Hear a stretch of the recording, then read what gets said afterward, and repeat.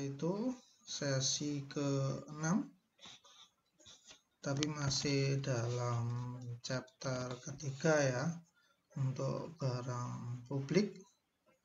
Tapi kita akan membahas tentang provisi atau penyediaan dan produksi dari barang publik versus barang privat. Oke.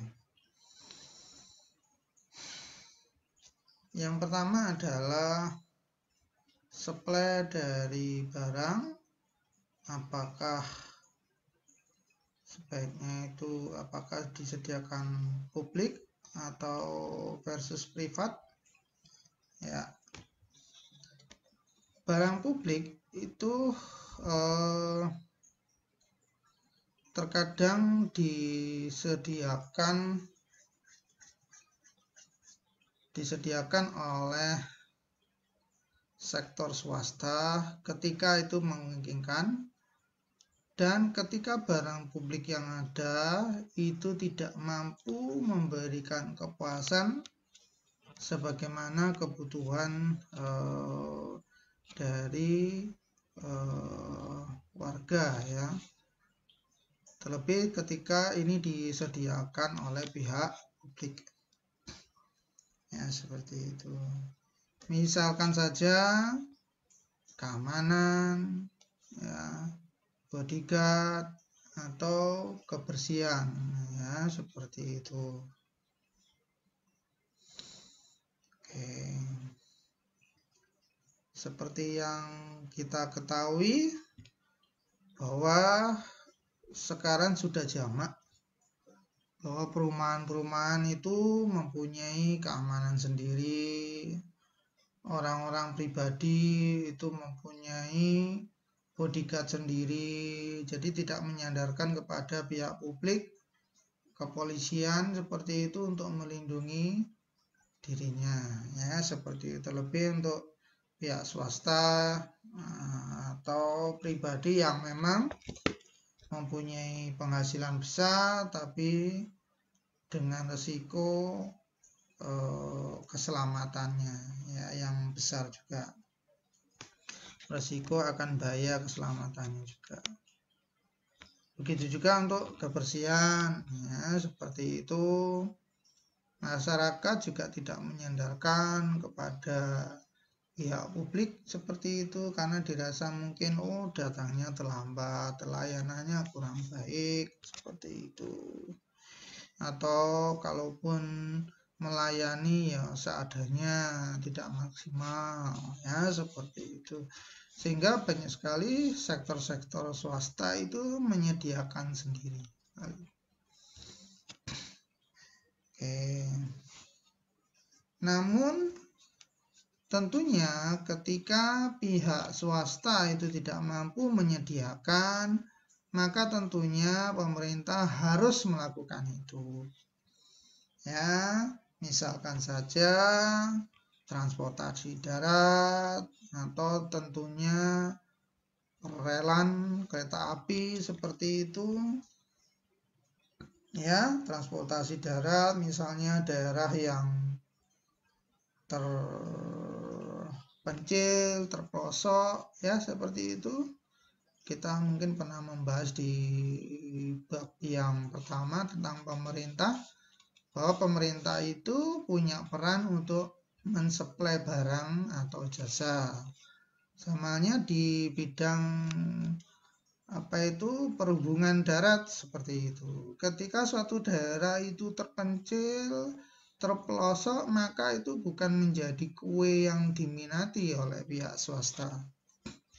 Kalaupun pihak swasta terjun ya seperti itu, maka biayanya mahal atau secara akuntansi atau ekonomi maka itu tidak menguntungkan bagi perusahaan yang ada ya, sehingga mau nggak mau pemerintah harus turun tangan. Alhamdulillah kemarin di tempat saya itu asli tempat daerah saya di Jember itu kayaknya sudah ada bis Damri yang melayani secara reguler ya. Mungkin sehari berapa kali itu saya nggak tahu ya.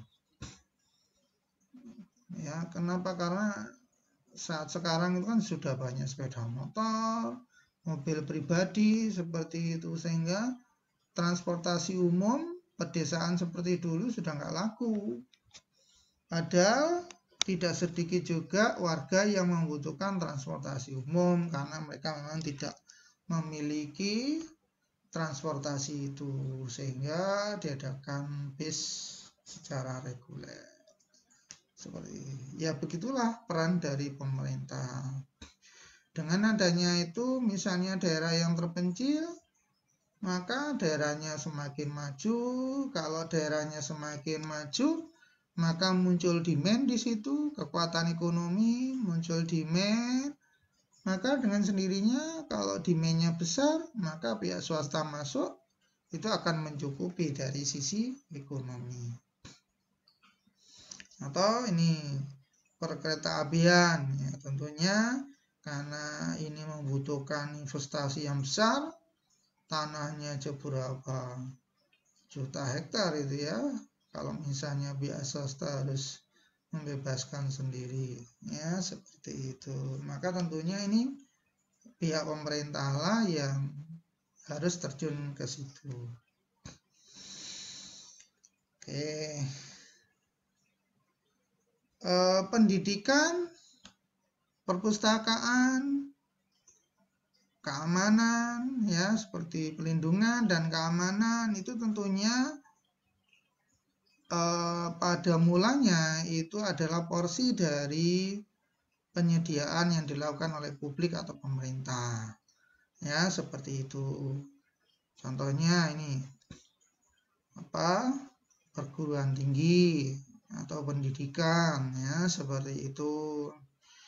Terus ini perpustakaan, terus ini sistem keamanan, ya. Tapi dengan pertimbangan efisiensi, efektivitas seperti itu, keefektifan, maka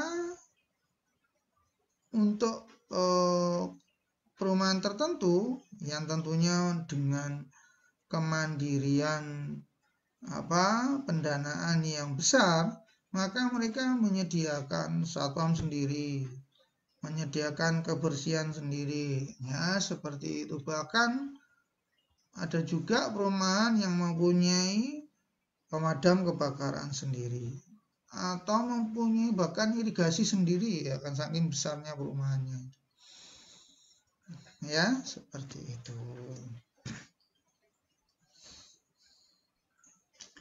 Oke, selanjutnya semestinya apakah barang itu sebaiknya disediakan oleh pihak publik atau pihak swasta atau dilakukan privatisasi? Maka ada beberapa hal concern yang secara umum itu dipertimbangkan.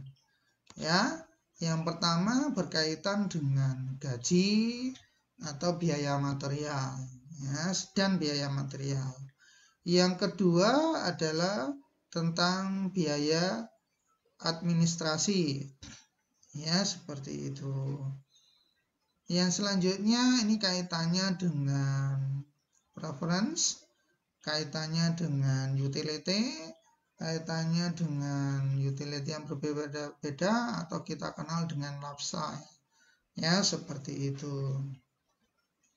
Selanjutnya ini yang terakhir, tetapi ini sangat penting, biasanya ini mengalahkan yang ketiganya juga, ya ini berkaitan dengan isu-isu dari pemerataan, ya seperti itu. Oke, yang pertama adalah berkaitan dengan biaya gaji dan material, ya seperti itu. Pihak publik dan pihak swasta bisa jadi itu akan menerapkan gaji atau upah yang berbeda dalam memberikan kompensasi terhadap sumber daya manusia yang ada. Misalnya guru yang mengajar di sekolah publik atau sekolah swasta, ya seperti itu. Di sekolah publik kalau mereka itu menjadi PNS, maka sudah masuk, sudah mempunyai standar tertentu. Ya, masuk kalau misalnya S1 sudah golongan 3A, sekarang sudah berapa juta ya, paling 3 jutaan ya, seperti itu. Belum lagi kalau dia mendapatkan tunjangan sertifikasi ya, seperti itu. Tapi bagaimana dengan pihak swasta? Tentunya karena pihak swasta, maka mereka mengelolanya itu swasta, maka fixed cost-nya itu kalau misalnya untuk biaya guru mungkin tidak terlalu besar ya. Mereka mengandalkan pada variable cost, sehingga mereka membayarnya tergantung dari berapa jam mengajar ya, seperti itu. Sehingga upah yang diterima oleh guru tentunya bergantung kepada misalnya size kelasnya ya, jumlah kelas, jumlah siswanya ya, seperti itu. Walaupun tentunya sekarang sudah banyak sekolah-sekolah swasta yang mampu membayar gaji guru yang mahal, bahkan mungkin lebih mahal daripada PNS, guru-guru PNS ya, seperti itu. Jadi itu pertimbangannya. Nah, maksudnya apa?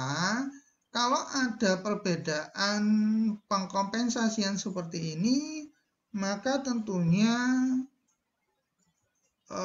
lulusan-lulusan pendidikan guru itu akan milih-milih ya, seperti itu. Kalau akan milih-milih, maka tentunya misalnya kalau dipandang pemerintah itu membayar lebih mahal, maka tentunya ya mereka akan sedikit yang duduk di sekolah negeri ya, karena memang sekolah negeri ya kapasitasnya tertentu ya, seperti itu. Sehingga mereka mungkin kurang berminat di swasta ya, seperti itu. Dengan adanya pola seperti itu, maka tentunya ini akan merugikan dari sisi apa, pemerataan dan lain-lain. Jadi kaitannya dengan itu. Yang selanjutnya adalah biaya input ya, yang seperti itu. Biaya input yang digunakan oleh pihak swasta atau pihak publik ya, seperti itu tentunya akan berbeda ketika ini di organisasi atau tidak ya, seperti itu. Ya, prinsipnya kalau inputnya itu pembeliannya di organisasi, maka tentunya punya daya tawar yang lebih tinggi, seperti itu, sehingga bisa mendapatkan input yang lebih murah. Beda kalau itu diusahakan sendiri-sendiri. Jadi itu menjadi pertimbangan apakah ini sebaiknya dikelola oleh swasta atau negeri. Nah, ya, seperti itu. Selanjutnya adalah tentang biaya administrasi. Ya, seperti itu. Tentunya ketika anggota masyarakat itu jumlahnya besar, maka barang yang akan diperoleh itu bisa menjadi mahal, bisa menjadi murah ketika dihitung secara rata-rata ya. Karena apa? Karena tentunya biaya pemerolehannya itu akan menjadi tanggungan dari semua anggota masyarakat ya, seperti itu.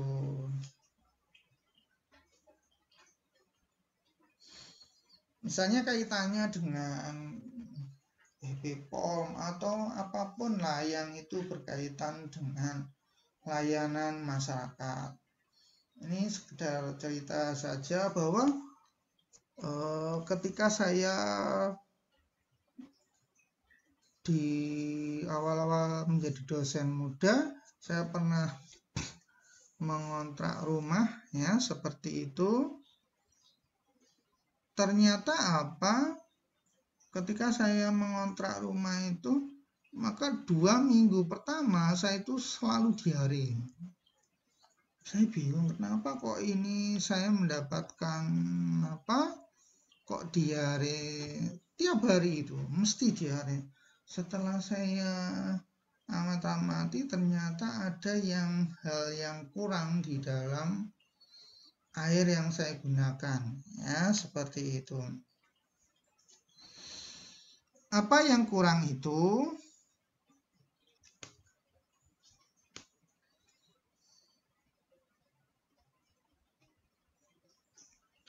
Apa yang kurang itu ternyata apa?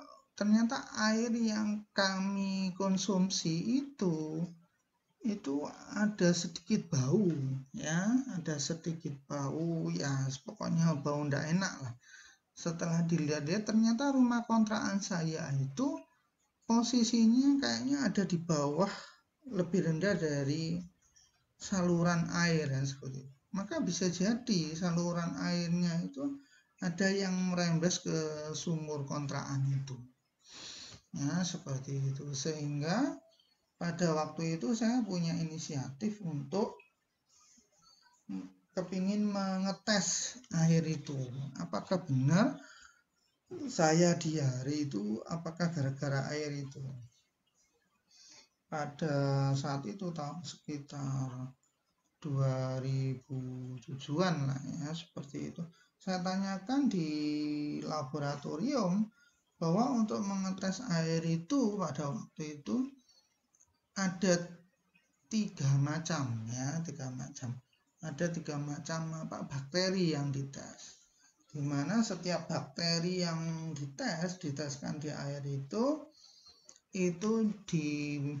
dikenakan biaya 100.000. Artinya untuk mengetahui apakah air itu sehat atau tidak, saya harus mengeluarkan 300.000. Ya. Bayangkan kalau misalnya itu terjadi pada semua warga. Nah, terjadi pada semua warga, dan itu kalau misalnya dikelola secara bersama-sama atau dilayani pemerintah, tentunya itu akan menjadi lebih murah.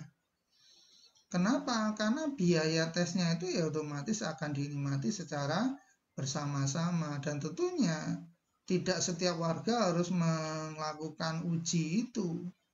Ya, cukup satu warga yang melakukan itu karena dipandang misalnya permasalahannya sama, maka manfaatnya sudah bisa diperoleh bersama-sama.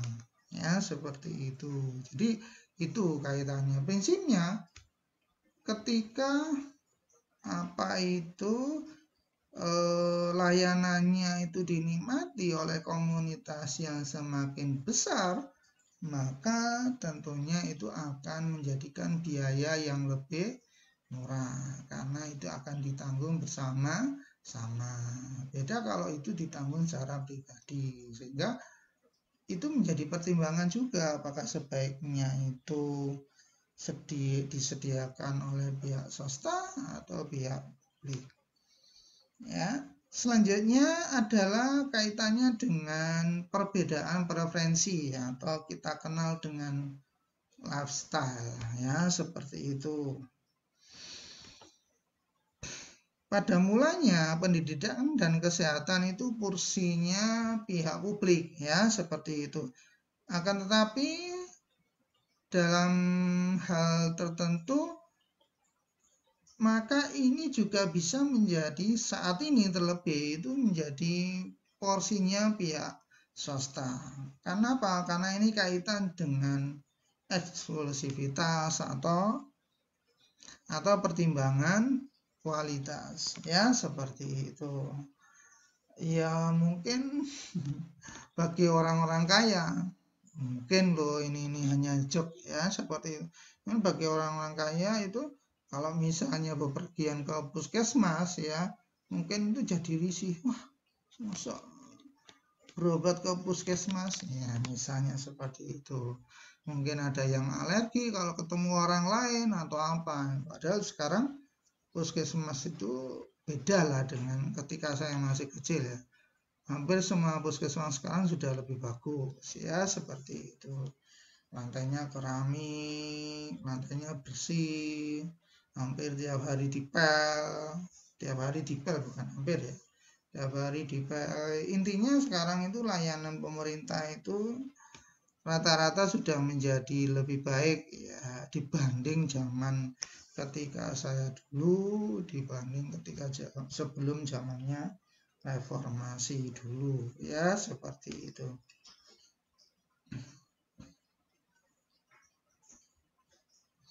Oke, yang selanjutnya atau termasuk di bidang pendidikan, sehingga muncul sekolah-sekolah swasta yang misalnya menerapkan standar internasional, atau mereka prinsipnya mempunyai keunikan dalam pembelajaran, ya seperti itu.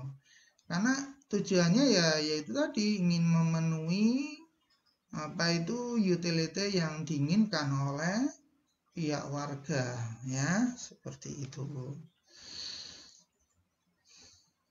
Sehingga berdasarkan label, kadang-kadang barang-barang tertentu itu akan disediakan oleh pihak swasta, bahkan menjadi barang private, ya sudah bukan barang publik lagi. Ya, seperti itu. Sekarang banyak juga rumah sakit yang internasional, rumah sakit swasta yang bagus, mahal, terus dengan standar internasional, ya seperti itu. Oke, jadi itu pertimbangan yang ketiga.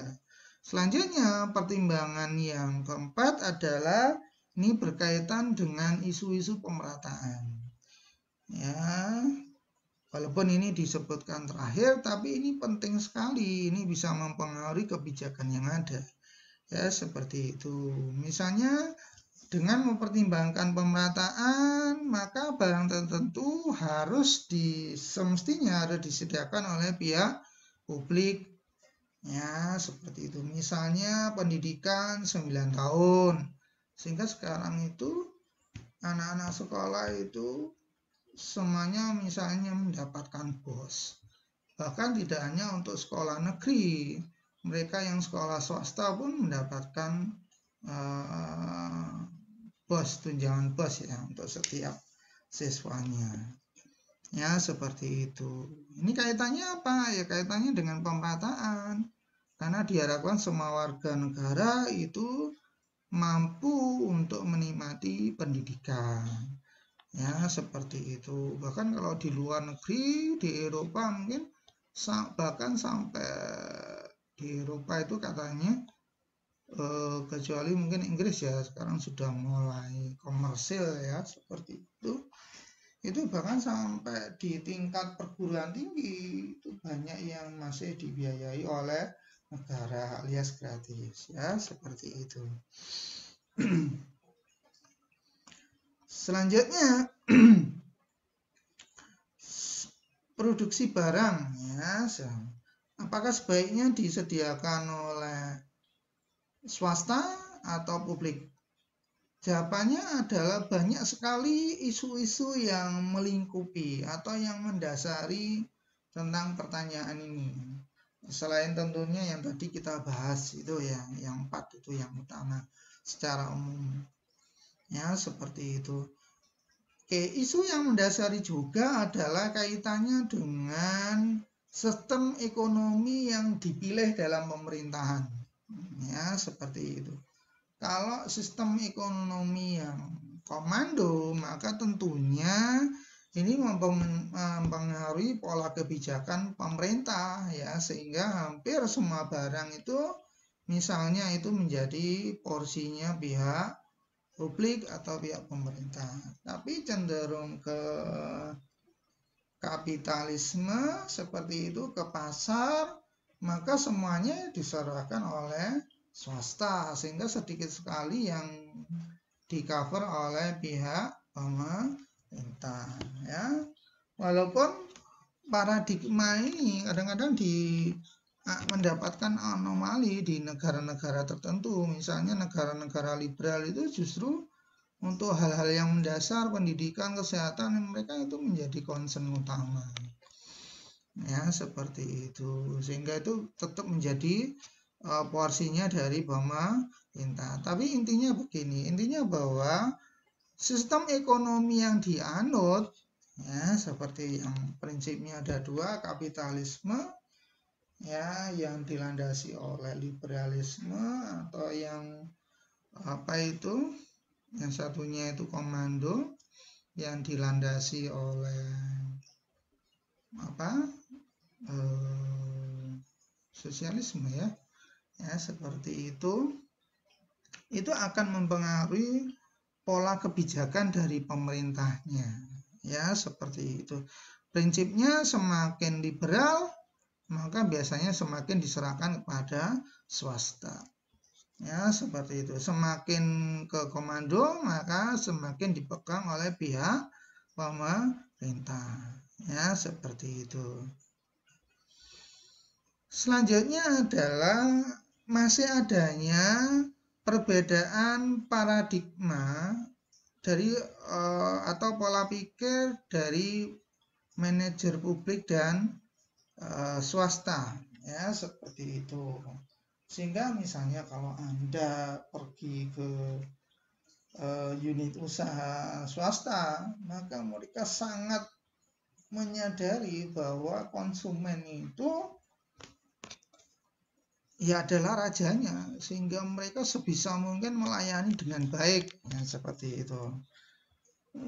Tapi beda kalau kita misalnya menghadapi atau ingin mendapatkan layanan di pemerintahan, ya seperti itu. Itu cenderung ya sedikit agak diabaikan, ya barangkali mereka ya sudah menjadi PNS, sudah menjadi pegawai tetap, sehingga ya tinggi apa, walaupun tentunya paradigma itu semakin lambat laun semakin terkikis ya, karena kalau sekarang kan kelembagaannya kan sudah cukup baik, ada ombudsman dan lain-lain ya seperti itu, sehingga kalau mereka macam-macam atau servisnya nggak bagus, apalagi sekarang dengan fenomena kekuatan sosial media sosial ya seperti itu, maka ya semua pihak, nah, termasuk pihak pemerintah itu prinsipnya menunjukkan layanan yang semakin lama semakin membaik, siapapun itu, dari pihak polisi, dari pihak Pemda, itu beda sekali lah dengan zaman dulu ya seperti itu, karena ya semakin transparan seperti itu. Kita mengurus STNK, mengurus SIM ya seperti itu sudah ada jaminan mutunya. Oh, Anda mengurus ini selesainya sekian jam, selesainya sekian hari, atau selesainya 1 hari ya. Membayar pajak STNK itu sekian standarnya. Kalau enggak itu tidak terlayani dengan baik, maka ada konsekuensinya terhadap pelayannya ya, terhadap pegawainya ya seperti itu. Tapi prinsipnya ya perbedaan paradigma itu tetap ada, walaupun semakin lama semakin terkikis ya seperti itu. Selanjutnya ini berkaitan dengan kualitas barang yang disediakan oleh pihak publik dan swasta. Ya, sama ya tadi dengan pola pikir yang seperti itu, maka tentunya kualitas yang disediakan oleh swasta itu cenderung lebih bagus ya seperti itu. Karena mereka tidak bisa menyandarkan misalnya gajinya pada negara. Ya seperti itu. Begitu sekali ada aduan yang bisa saja mereka akan dipecat pegawainya itu kalau tidak melayani dengan baik ya seperti itu. Apakah ini masih terjadi? Ya coba kita rasakan bersama-sama. Tapi itu tadi, sekarang itu kalau kita lihat harus kita cermati secara fair bahwa semuanya itu cenderung menjadi lebih baik ya seperti itu. Atau kalau Anda lihat yang layanannya frontal itu menjadi lebih baik sekarang itu apa?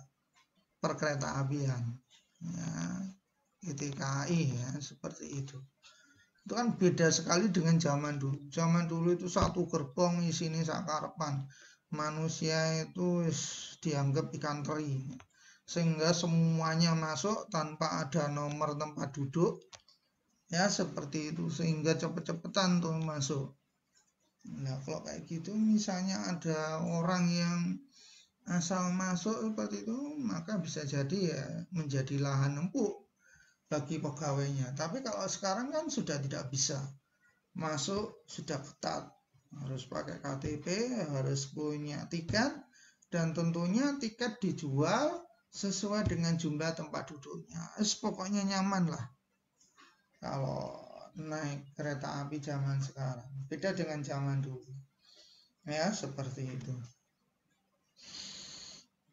Oke, untuk hal-hal tertentu pihak swasta itu bisa memproduksi barang yang lebih murah daripada kalau ini dihandle oleh pihak daripada ini dihandle oleh pihak pemerintah, ya seperti itu. Sehingga sebaiknya memang diserahkan pihak swasta, karena swasta itu tadi kompetisinya kuat ya, kompetisinya kuat. Sehingga kalau misalnya Anda tidak mumpuni memberikan produk yang lebih bagus, maka Anda akan di-replace oleh perusahaan-perusahaan yang lain. Ya, seperti itu. Sehingga semuanya berlomba-lomba ya, berlomba-lomba membuat produk yang lebih baik, membuat layanan yang lebih baik, sehingga cenderung yang menjadi pasar persaingan sempurna, cenderung yang mendekati, ya seperti itu. Walaupun tentunya akan sulit untuk mencapai, tapi paling tidak ke arah ke situ. Ya, kenapa? Karena semuanya ya ditentukan oleh pasar, supply and demand, ya seperti itu. Sehingga ya berlomba-lomba menurunkan harga, tapi di sisi lain juga berlomba-lomba meningkatkan layanan, ya seperti itu. Walaupun tentunya kalau sekarang kalau kita lihat misalnya di bidang penerbangan, ya seperti itu. Kalau Anda lihat di bidang penerbangan, semakin banyaknya operator penerbangan swasta, maka tentunya layanannya akan semakin bersaing, harganya juga akan bersaing, ya seperti itu. Beda tentunya kalau dibandingkan dengan pihak pemerintah, agak kaku. Apalagi sekarang Garuda itu tersandung berbagai masalah, ya seperti itu. Jadi prinsipnya kalau kita lihat di penerbangan itu ya cenderung ke monopolistik, ke arah ya persaingan sempurna, ya walaupun tidak ke sisi itu banget ya. Prinsipnya ya akan ada kompetisi yang kuat di antara para pemainnya itu. Kenapa? Karena produsennya banyak, ya seperti itu. Ya mentok-mentoknya ya monopolistik ya. Mereka memberikan diferensiasi produk, sehingga kalau mau mahal ini, tapi yang mahal pun pelayannya banyak, operatornya banyak. Yang ingin paket murah ya ini misalnya, tapi sekali lagi juga yang bermain di situ banyak, sehingga yang diuntungkan adalah pihak masyarakat ya. Sehingga apa? Maka sektor swasta tersebut karena pemainnya banyak, maka bisa memproduksi barang yang lebih murah ya. Baik, dari saya cukup itu tentang penyediaan produksi barang privat atau barang publik ya, seperti penyediaan atau produksi barang privat atau barang publik, atau yang disediakan oleh pihak publik atau pihak swasta ya. Baik, mudah-mudahan Anda semua mendapatkan pencerahan dalam kuliah kita kali ini. Saya tutup sekian dulu. Assalamualaikum warahmatullahi wabarakatuh.